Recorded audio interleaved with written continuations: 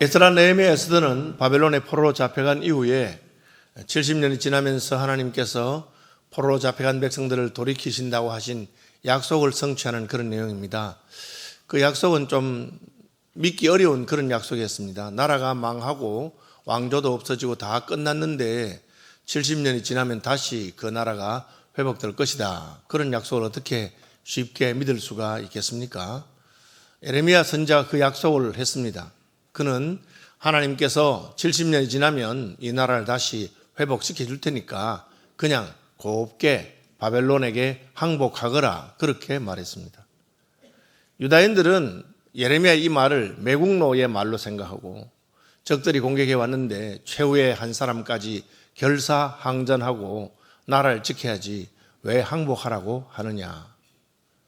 예레미야가 한 말은 이 전쟁은 하나님께서 우리를 징계하시는 하나님의 심판의 전쟁이기 때문에 싸워서 이길 수도 없고 싸우면 싸울수록 더 피해만 커지고 그냥 곱게 항복하는 것이 좋을 것이다.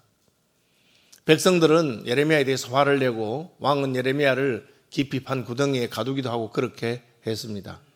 어쨌든 예레미야 말처럼 나라는 결국은 다 망해서 왕들과 귀족들과 쓸만한 사람들은 전부 바벨론의 포로로 잡혀갔고, 그리고 천한 사람들, 볼 것 없는 사람들만 겨우 예루살렘에 남았습니다. 성전은 다 무너지고 성전의 그릇들은 다 뺏기고 예루살렘 성벽조차도 다 허물어져서 이제는 더 이상 성이라고 할 수 없는 그냥 빈 들판처럼 되고 포도와 또 곡식을 심는, 그래서 농사 짓는 땅이 되는 그런 일이 있었습니다. 그리고 70년이 지나갔습니다. 70년이 지나고 유다를 멸망시켰던 바벨론도 멸망했습니다. 이스라엘을 멸망시켰던 아수르는 그보다 먼저 멸망했습니다. 이제 페르시아라고 하는 나라가 생겨났습니다. 오늘 본문에 바사라고 되어 있는 바사왕 고레스, 이 바사는 페르시아를 말합니다. 페르시아는 처음부터 큰 나라는 아니었는데 고레스는 그 페르시아에 속해 있는 여러 부족 국가들을 다 통합하면서 나라가 커지고 마침내는 바벨론까지 정복하게 되었습니다. 여기 바사왕 고레스 원년은 고레스가 작은 나라의 왕으로 등극한 때를 말하는 것이 아니고 그가 모든 페르시아 민족들을 병합하고 큰 나라를 세우고 그리고 마침내 바벨론과 싸워서 승리한 때를 말한다고 합니다. 주님이 오시기 전 BC 539년경에 페르시아는 마침내 바벨론 제국을 무너뜨리고 가장 큰 나라 중동 지역의 패자가 되었습니다. 이 페르시아는 오늘날 이란 지역을 말합니다. 고레스가 왕으로 되자 BC 539년, 혹은 어떤 분들은 이 페르시아의 그 연호는 니산월을 기준으로 하기 때문에 그가 바벨론을 물리쳤지만 그 다음에 니산월이 되었을 때를 원년으로 한다. 그래서 BC 538년이라고 말하는 분들도 있습니다. 그는 왕이 되고 바벨론을 물리치자 이제 한 칙령을 내리는데, 고레스 원년에 여호와께서 예레미야의 입을 통하여 하신 말씀을 이루게 하시려고 바사왕 고레스의 마음을 감동시키심에 그가 온 나라에 공포도 하고 조서도 내려, 왕이 조서를 내리는데 페르시아 온 나라에 말하기를 이렇게 내렸습니다. 바사왕 고레스는 말하노니 하늘의 하나님 여호와께서 세상 모든 나라를 내게 주셨고 나에게 명령하사 유다 예루살렘 성전을 건축하라 하셨나니. 굉장히 이상한 겁니다. 고대에는 민족과 민족이 싸우고 나라와 나라가 싸우는 것은 그들이 섬기는 신들의 전쟁이라고 생각했습니다. 다시 말하면 아수르 왕국이 북왕국 이스라엘을 쳐서 정복했습니다. 그것은 아수르가 섬기는 신이 이스라엘이 섬기는 신을 물리쳤다는 뜻입니다. 실제로 아수르 왕 사네립의 군대 장관 랍사게는 그런 식으로 이스라엘 백성들에게, 유다 백성들에게 말하는 것을 알 수가 있습니다. 아수르 왕의 공격을 물리친 신들이 없다. 너희도 항복하는 것이 좋을 것이다. 그렇게 말했습니다. 그러니까 북왕국을 물리친 아수르를 무찌르고 강대국 바벨론이 일어나는데 바벨론은 유다 왕국을 무찌르고, 그러면 바벨론은 유다 왕국을 무찔렀으니까 바벨론의 신 말둑은 유다의 어떤 신들보다 센 신이다. 세상 사람들은 일반적으로 그렇게 생각할 것입니다. 그리고 페르시아가 일어나서 바벨론을 무찔렀습니다.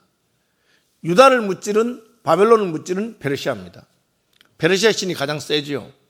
그런데 왜 페르시아의 황제였던 고레스는 한데 하나님 여호와께서, 여호와가 한데 하나님이신데 그분이 나를 제국의 황제로 삼았다고 고백할 수 있을까요? 우리는 다니엘서에서 그 실마리를 찾아볼 수가 있습니다. 다니엘은 바벨론의 포로로 잡혀간 왕족이었습니다. 그는 바벨론의 포로로 잡혀가서도 나라가 망했지만 이 나라가 망한 것은 하나님이 힘이 없어서 망한 것이 아니라는 신앙을 붙들고 있었습니다. 대부분의 사람들은 우리나라가 망했으니까 우리의 신이 패배한 것이다, 그렇게 생각했을 것입니다. 성전이 무너졌으니까 더 이상 우리의 신을 섬길 수가 없다, 그렇게 생각할 것입니다. 다니엘은 전혀 그렇게 생각하지 않고 나라가 망한 것은 우리가 하나님 앞에 잘못해서 그렇다, 성전이 멸망한 것도 하나님이 더 이상 우리의 예배를 받을 수 없을 만큼 우리가 잘못했기 때문이다. 다니엘은 어떻게 그런 생각을 했을까요? 그것은 선지자 예레미야가 그렇게 예언했기 때문입니다. 예루살렘 성전이 무너지고 나라가 멸망한 것은 하나님이 힘이 없어서가 아니라 너희가 하나님을 잘못 섬겼기 때문이다. 어떤 분들은 생각하기를 우리가 예수를 믿고 하나님을 섬기니까 우리가 잘되고 출세하고 성공해야 하나님이 영광을 받으시고 우리가 망하고 실패하면 하나님의 영광이 가려진다, 그렇게 생각하는 사람들이 있습니다. 그렇지 않습니다. 우리가 잘하거나 잘못되거나 성공하거나 실패하거나 하나님의 영광은 전혀 손상을 받지 않으십니다. 하나님은 스스로 영광스러운 분이십니다. 우리가 하나님을 잘 섬기면 하나님께서 자기 이름을 위해서 우리를 높이시기도 하시고 우리를 성공하기도 하시긴 하십니다. 그러나 우리가 하나님을 못 섬겨서 쫄딱 망했다고 해서 하나님의 이름이 누가 되거나 하나님이 그 영광을 가리우는 분은 아닙니다. 그것을 바벨론에 잡혀갔던 다니엘과 그의 친구들은 잘 보여주었습니다. 그들은 바벨론에 가서 열심히 하나님을 섬기고 성전은 무너졌지만 하나님 앞에서 기도하기를 쉬지 않았습니다. 그 결과 바벨론의 모든 박수와 술객보다 10배나 뛰어난 지혜를 보유하게 되었습니다. 왕립학교를 졸업하는 때에 졸업시험에서 바벨론의 왕이 그들을 테스트해보고, 야, 도대체 어디서 온 백성들이기에 이렇게 지혜롭고 똑똑하냐? 심지어 바벨론의 모든 박수와 술객들이 해석하지 못하는 왕의 꿈을 해석했습니다. 꿈만 가르쳐주면 누가 해석을 못하겠습니까? 꿈도 안 가르쳐주고 내가 꿈을 꿨는데 그 꿈도 알아내고 해석도 알아내라, 그랬음에도 불구하고 다니엘과 그의 친구들은 그 꿈을 해석했습니다. 왜? 하나님께서 다니엘에게 비밀과 계시를 아는 지혜를 주셨기 때문에 그렇습니다. 여러분, 다니엘에게 왕 느부갓네살이 야, 다니엘이 섬긴 하나님이 참된 하나님이다 하는 것을 고백하는 장면이 여러 번 나옵니다. 왕의 꿈을 해석한다든지, 또 느부갓네살이 교만해졌을 때 하나님께서 그를 쳐서 짐승의 마음을 가지게 돼서 소와 같이 풀을 뜯어먹고 몇 년을 보내다가 다시 돌아오게 되는 그런 사건들을 통해서 금신상을 만들어 놓고 절하라고 했는데 다니엘 친구들은 전혀 절하지 않습니다. 절하지 않으면 불문불에 던져 넣습니다. 그 불문불 가운데서 살아나는 놀라운 기적이 있었습니다. 느부갓네살은 도대체 저들이 섬기는 신은 어떤 분이길래 이 불문불 가운데서 저들을 건지는가? 다니엘은 기도하는 것을 쉬지 아니하다가 사자굴에 들어가게 됩니다. 그래도 그는 기도하는 것을 포기하지 않고 사자굴에 들어갔습니다. 왕이 다니엘을 해치려고 하는 사람들의 꾀에 속은 줄 알고 밤새도록 고민하다가 아침에 가서 다니엘아, 다니엘아, 내가 섬기는 하나님 여호와께서 너를 사자굴 가운데서 건지시기에 능하셨느냐 할 때 다니엘은 멀쩡한 모습으로 살아나왔습니다. 이러한 일련의 사건을 통해서 왕들은 다니엘이 섬기는 하나님이 참 하나님인 것을 알게 되었습니다. 그리고 이 다니엘은 바벨론 왕 느부갓네살뿐 아니라 느부갓네살 왕, 벨사살 왕, 다리오 왕, 그리고 고레스 왕 원년까지 있었다고 되어 있습니다.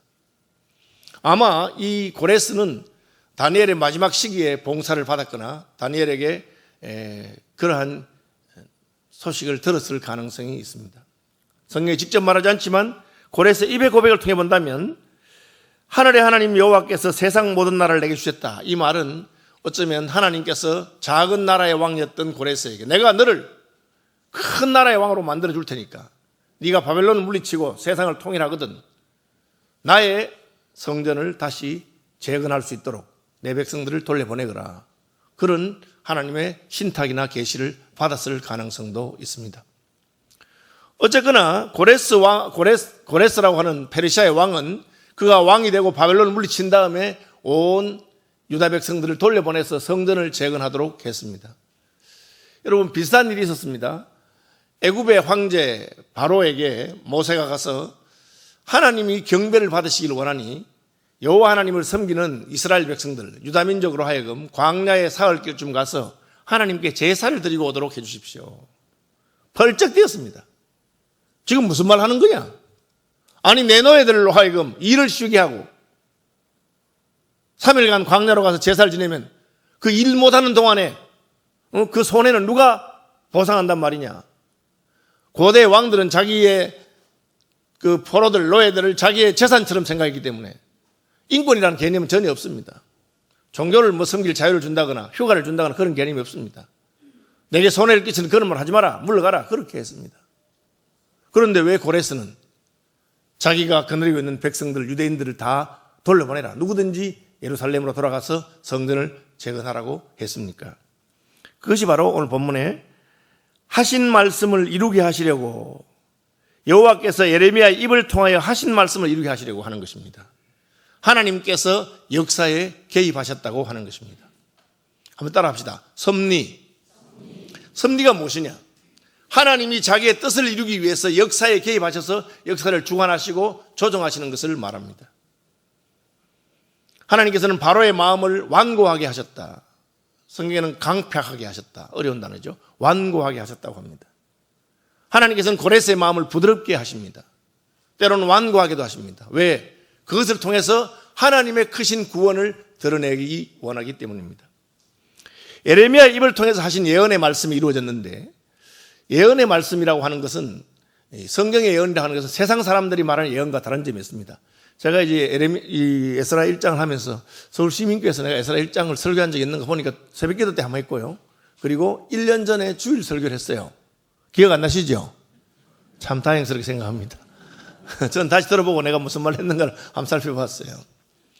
예레미야로 하신 말씀을 하나님이 이루게 하시려고, 여러분 하나님의 예언이 성취되는 것과 세상 사람들의 예언이 맞아떨어진 건 다른 겁니다. 점쟁이한테 물어보면 이번에 대통령 누가 되느냐 물어보잖아요. 그럼 맞추기도 하고 합니다. 그런 것을 우리는 예측이라 합니다. 예측을 기가 막히게 잘하면 그 사람은 용한 점쟁이에 대해서 앞일을 물어보는 사람들이 줄을 씁니다. 이번에 국회의원 내가 나가는데 되겠습니까? 뭐 물어보는 거죠. 예측하는 겁니다. 예측. 하나님 말씀하신 것은 예측이 아닙니다. 한번 따라합시다. 예정. 하나님 말씀하신 것은 하나님이 결정하고 역사에 개입하셔서 그렇게 되도록 만드시는 거예요. 그게 가능합니까? 예, 하나님은 가능합니다. 요즘은 제가 하지 않지만 저는 옛날에 바둑을 좀 떴습니다. 유학 시절에도 그 아마추어 바둑 클럽에 가서 캠브리지 대학에서 뜨고 전 영국 바둑 대회에도 제가 나간 적이 있습니다. 제가 2단입니다. 그런데 예, 2단이라니까 목사가 2단이 뭐냐고 3단 하든지 해야지 2단 4단 하면 안 된다고 누가 이러는. 어쨌든 거기 제일 잘 뜨는 사람은 7단인데 프랑스 챔피언입니다. 저 그분하고 떠서 졌어요. 잘 뜨시더라고요. 그런데 그 기단이라고 일본에 바둑 잘 뜨는 사람이 있습니다. 그 제자가 우리 말하는 조치훈, 뭐 조훈현 뭐 그런 제자들이 있는 기단인 도장에 수십 명의 제자들이 있는데 다 프로 선수들입니다. 그 선수들 데리고 한 번은 지방 순회를 하면서 이분이 너 절대 프로 선수라고 하지 말고 기원에 가거든 그냥 손님처럼 조용히 가서 뜨는데 오늘 떠서 이기지도 말고 지지도 말고 비겨라. 상대가 누구든지 비기라는 거예요. 그래서 떴는데 그 기원에 수십 명이 뜨는데 판판이 비기는 거예요. 사람들이 놀라서 이상하다. 어떻게 오늘 다 바둑이 빅바둑이 자꾸 나오나 그렇게 말하는 거예요. 그런데 이제 한 집 이겼어요. 선생님이 이겼어요. 실수해가지고 선생님 실수해서 한 집 이겼어요. 그런 기록을 해놨더라고요. 저는 뭐 아마추어 몇 단 해도 그 사실은 그분들하고 비교가 안 되거든요. 어떻게 하면 비길 수 있을까? 이기지도 않고 지지도 않고 딱 비기도록 대단히 잘 뜨는 분인가 보다 그렇게 생각했죠. 잘 뜨는 분들은 그렇게 하는 것 같아요. 그 해운대에 그 저희 교단 집사님 가운데 영어를 기가 막히게 가르치는 분이 한 분 있어요. 학생들이 줄을 씁니다. 그분이 과외비도 많이 받지 않고 자기 하는 말이 중학교 2학년 이전에만 자기한테 보내주면 일주일에 한 번 강의해가지고 고등학교 때 영어 1등급을 받게 해준답니다. 그러니까 선생님 뭐 줄을 써요. 자기가 많이 안 가르치기 때문에 생활비 필요한 만큼만 가르치는 거예요. 그런 사람도 있더라고요. 이걸 뭐라 합니까? 능력이라면 능력. 아주 바둑도 잘 뜨면 상대방하고 이기지도 않고 지지도 않고 상대방이 어디 뜨든지 거기 맞춰서 적절하게 떠서 비기는 실력 있는 그쯤 되면 프로라고 하죠. 하나님은 어떤 분입니까? 대단한 능력을 가지신 분입니다. 우리는 그 능력을 전지전능하시다 그렇게 합니다. 하나님은 전지전능하기 때문에 약속하신 것을 지킬 수 있는 분입니다. 만약에 바벨론의 왕이 하나님하고는 전혀 다른 방식으로 자기 멋대로 나라를 통치한다든지 페르시아의 왕이 전혀 다른 방식으로 해도 아무 상관이 없습니다. 하나님이 개입하시면 바꿀 수 있습니다. 하나님의 역사에 개입하셔서 그것을 바꾸시는 것을 섭리라고 합니다. 저도 제 일에 관해서는 능력이 있어요. 주보 보시면 알겠지만 저는 내일 KAPC 총회에 참석하기 위해서 내일 아침 9시 비행기로 미국으로 갑니다. 비행기표 끊는 거 다 했어요. 근데 저 안 갈 수 있습니다. 왜? 내가 가는 거니까. 안 갈래? 아니, 목사님 안 가면 비행기표 손해보는데요. 뭐 손해보든지 말든지 안 갈래? 그럼 안 가는 거잖아요. 왜? 내가 가는 거니까 내 결정은 내가 할 수 있습니다. 우리 교인들 중에 집사님 한 분이 목사님 내일 가지 마세요. 아니, 집사님 왜 나보고 가라 말아요?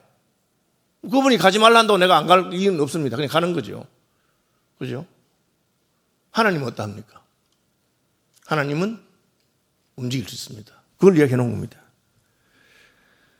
고레스의 마음을 감동시키시며 바사왕 고레스의 마음을 감동해서 그 왕이 딱 되어보니까 야, 나는 조그마한 부족의 지도자였는데 조그마한 국가의 왕이었는데 페르시아의 부족들을 다 통일하고는 까마득하게 높아 보이던 그 바벨론 왕국을 멸망시키고 내가 황제가 되었네. 전에 어떤 분이 나보고 당신이 앞으로 바벨론을 물리치고 큰 황제가 될 건데 하늘의 하나님 여호와라고 하는 분이 그렇게 하신다고 말씀하셨어요.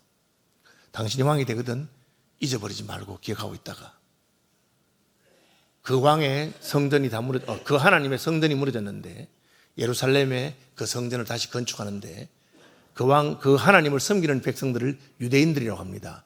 유대인들을 다 돌려보내서 예루살렘 성전을 재건하게 하세요. 그렇게 했는지 모르죠.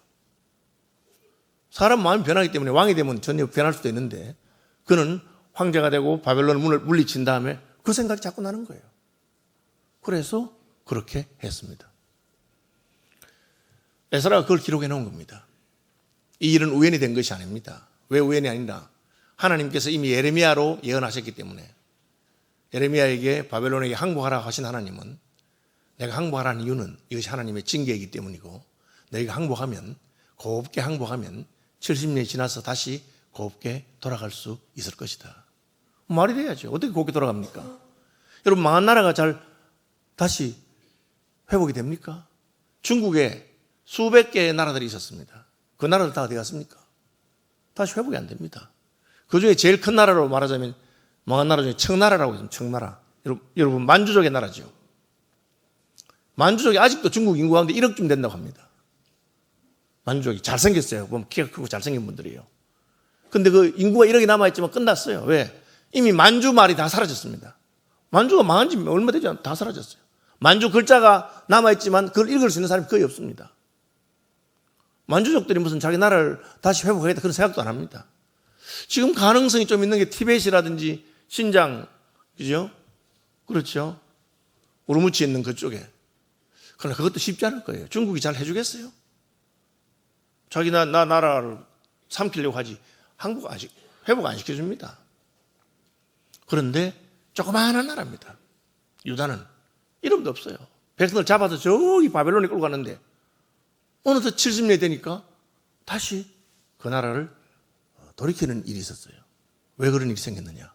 하나님께서 말씀하신 대로 행하신 것입니다. 이것을 우리는 역사의 섭리라고 합니다. 하나님이 역사에 개입하셔서 자기의 약속을 이루시는 것을 말합니다. 여러분 유대인들은 2000년 만에 다시 나라를 회복합니다. 이게 가능한 일입니까? 2000년 만에.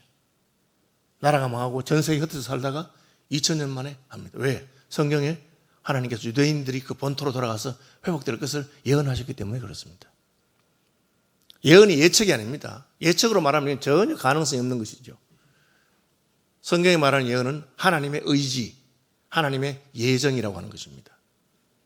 하나님께서 그 일을 행하실 것을 결정하시고 약속하신 때가 되면 하나님이 역사에 개입하셔서 그 일을 이루시는 것입니다. 에스라서는 예레미야에게 하신 말씀 그대로 하나님께서 약속하신 것을 성취하시는 과정을 보여줍니다.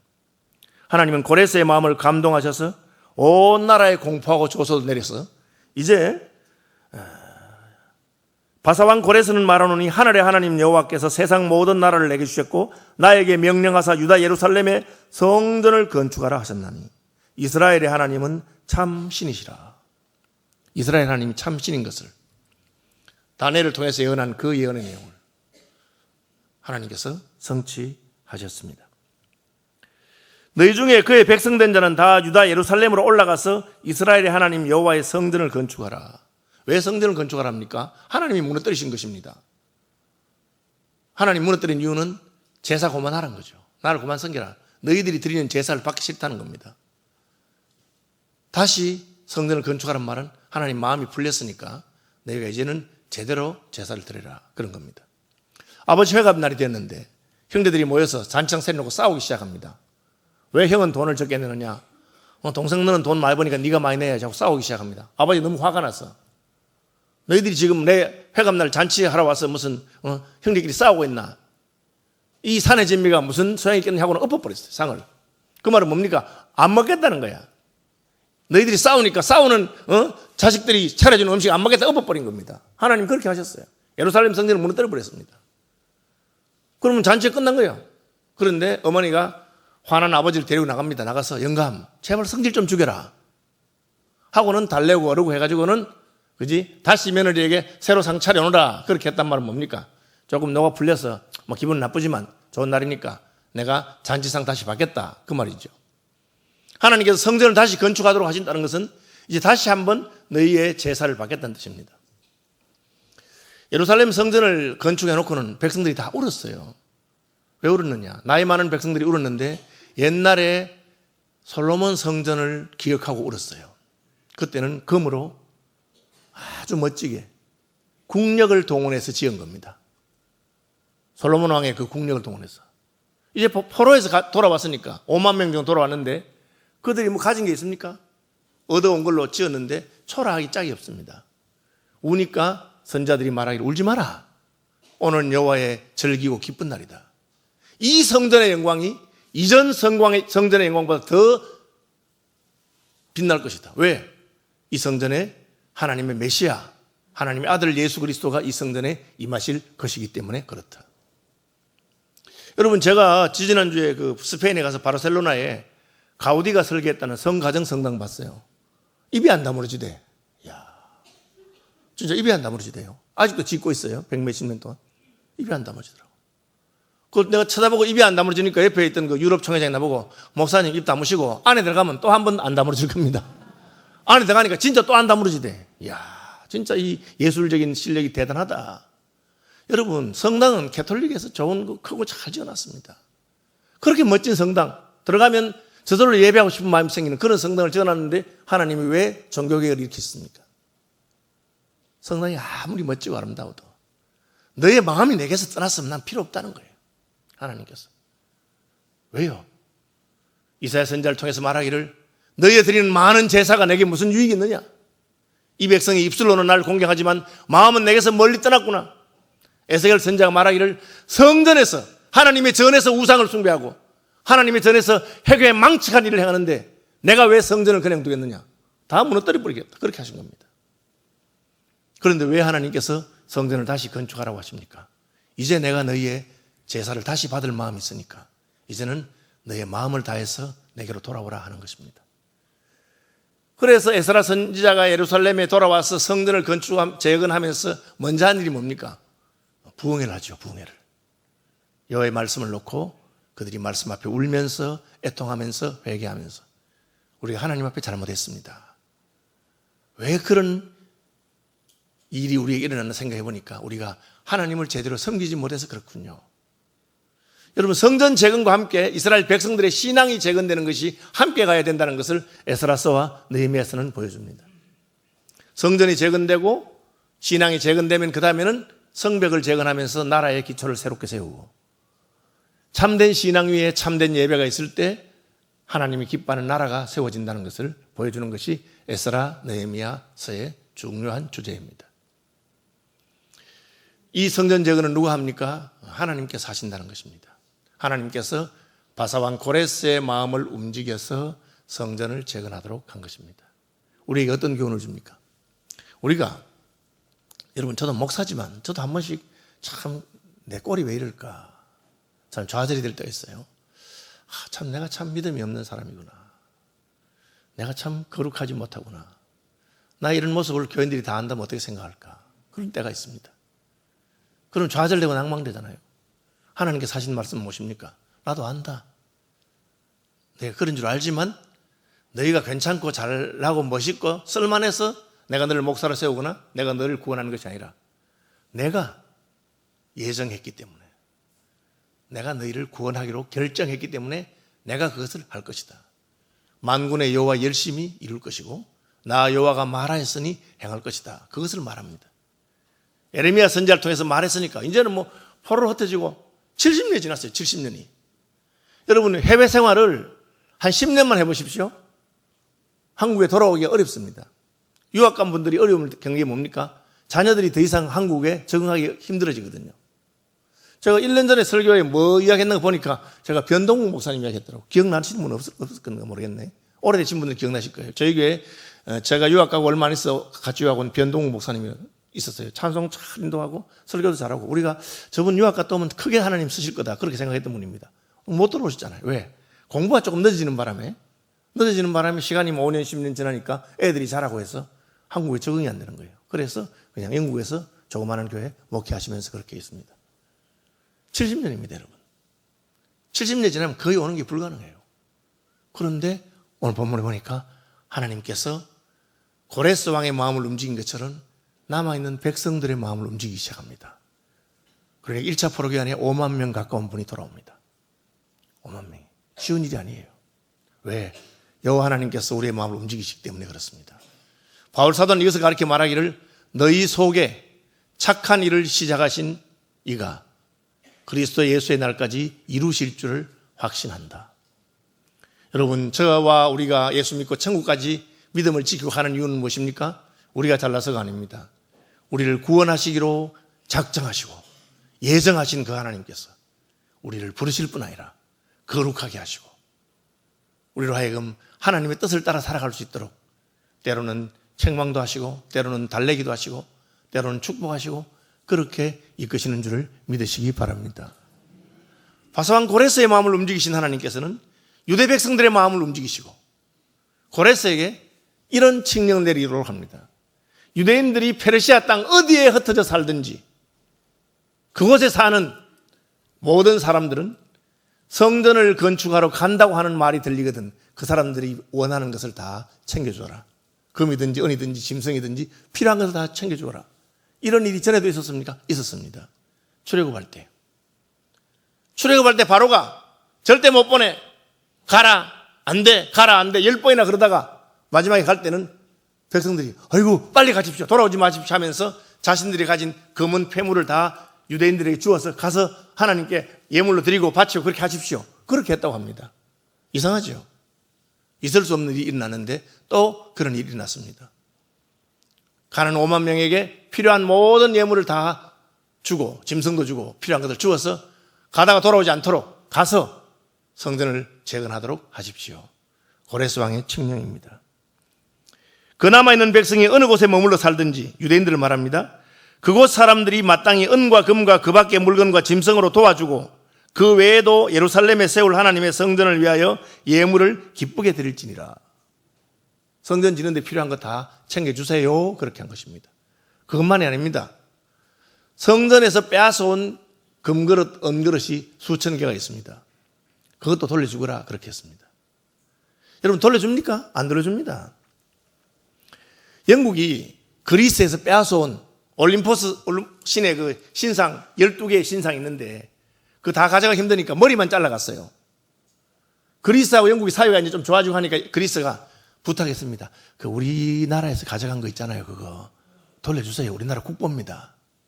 그러니까 영국이 뭐라 하는지 아세요? 와서 복사해 가라. 복사해 가서 복사판 그거 하나. 프랑스에서 우리나라에 가져간 그 무슨 직지심결인가 뭐 유명한 게 있어요. 그 우리나라에 돌려달라고 그냥 안 돌려주니까 여러분 떼제베, 우리나라 KTX가 떼제베가 모델입니다. 독일의 이체, 무슨 일본의 신칸센, 그리고 프랑스의 떼제베 하는데 프랑스 떼제베를 결정하면서 떼제베를 했으니까 그거 우리나라 거잖아요. 보험을 그거 돌려주세요. 돌려준 줄 압니까? 빌려줄게. 그 대신 영구 임대. 영구히 빌려주는데 그래도 우리 거대. 야, 안 줍니다. 성전에서 간 금그릇, 은그릇은 바벨론이 유다를 물리치고 승리했다는 자신들의 긍지의 자랑입니다. 이집트의 피라미드 안에 있는 그 투탕카멘 왕의 미이라 가져가서 안 돌려줍니다. 이집트가 얼마나 돌려달라 하는데 안 돌려줍니다.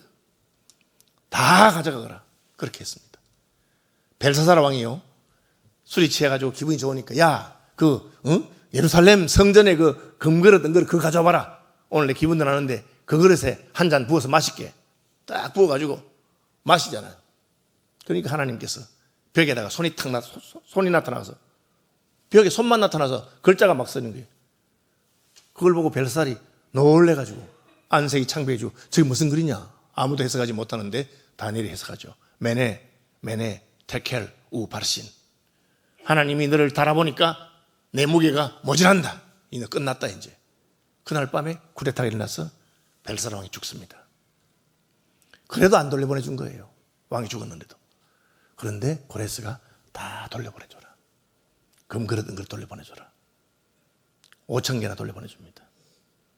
보면 오늘 본문에 보니까 세스바살이 그 그릇을 가지고 왔대. 이 세스바살은 바벨론 이름이고 유다 이름은 스룹바벨입니다. 여러분 아시는 그 스룹바벨 성전, 다윗 왕의 후손입니다. 여고니아가 바벨론에 이거하고 바벨론에 이거한 후에 여고니아는 스룹바벨을 낳고 스알데엘을 낳고 스알데엘은 스룹바벨을 낳고 그렇게 되어 있습니다. 예수님의 족보에 나오는 이름이죠. 그가 예루살렘 총독이 되어서 그 그릇들을 다 가져가서 새롭게 성전을 꾸밉니다. 여러분, 성전 그릇을 만들 수 있는 기술자가 없어요. 부살렐과 오홀리압이라고 하는 탁월한 기술자들인데 이미 죽어버린 거예요. 여러분, 우리가 상감청자 요즘 만들 수 있는지 아십니까? 왜 고려의 상감청자 그 옥색빛이 세계적이게 하냐? 요즘은 그래 못 만드는 거예요. 이조백자 그래 못 만든다 합니다. 그 옛날에 평생을 그냥 도자기 가마에서 그것만 하던 사람들 중에서도 탁월한 어떤 장인들이 만든 거잖아요. 그거 만들 수가 없어요. 그런데 그 보물을 다 가져가라 합니다. 뭘 말합니까?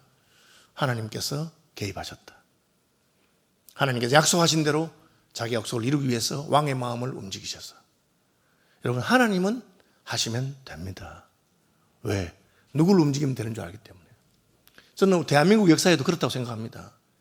일본에 35년 통치받는 동안 우리가 독립할 수 있었습니까? 우리 힘으로 안 됩니다. 나라 뺏기고 9년 뒤에 1919년에 만세운동 했는데 참 장하죠. 우리 선조들이 장하죠. 얼마나 많이 죽고 그래도 목숨을 걸고 만세운동 했습니다. 만세한다고 일본이 어이구 그래 너 독립해라 해주겠습니까? 택도 없는 이야기입니다. 그러나 하나님께서는 일본이 더 욕심을 부리도록 태평양 전쟁을 일으키고 멀쩡한 하와이까지 가서 공습.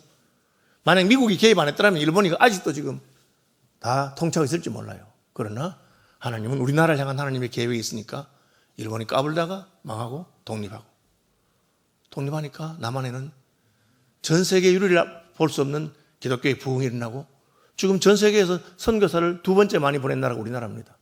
왜? 인구 대비하면 제일 많아요. 하나님의 계획이 있고 섭리가 있는 줄로 믿습니다. 여러분, 여러분을 향한 하나님의 계획과 섭리가 있는 것을 믿으시기 바랍니다. 서울 시민교회를 향해서 또 우리 조국교회를 향한 하나님의 뜻과 계획이 있습니다. 그걸 에스라는 말합니다. 하나님이 가만히 계시는 것 같아도 보고 계시다가 때가 되면 역사에 기입하셔서 왕들의 마음을 움직이고 나라를 움직이고 그리고 마침내 하나님의 구원을 이루십니다. 이 크고 놀라운 구원에 여러분도 동참하시는 믿음의 사람들이 되시기를 축복합니다.